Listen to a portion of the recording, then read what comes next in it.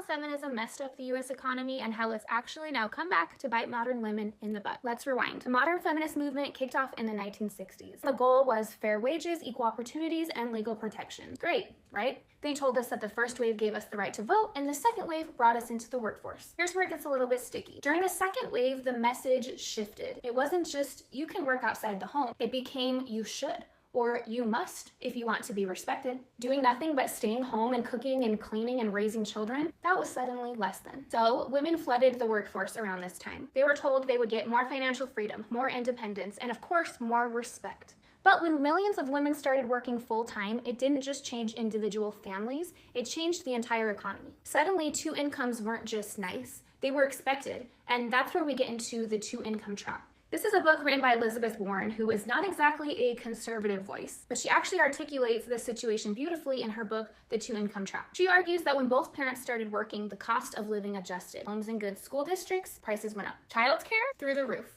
Everything from health insurance to groceries inflated to match dual income spending power. So now we've created this world where it takes two full-time incomes to just be able to afford the same lifestyle one income covered in 1960. Feminism told women and even sold them the idea that they were breaking free. But for a lot of women, especially moms, it feels more like a trap. Because now the choice to stay home with your kids isn't even on the table for many families. So many women would love to be able to be homemakers and clean the house and cook and take care of their kids, and they can't. Because what used to be a respected and even honored role of homemaker, caregiver, mother got dismissed. Feminism lied to us and told us that success only looked like climbing the corporate ladder and competing with men. But we traded in something priceless: time with our children, peace in our own homes, and even financial flexibility. So while women were told you should do it all, what we ended up with is exhaustion, rising debt, and a system that only works if you're always working outside your house. The very movement that claimed to be liberating women made it nearly impossible to live on one income. And I'm sorry, but that is not empowering.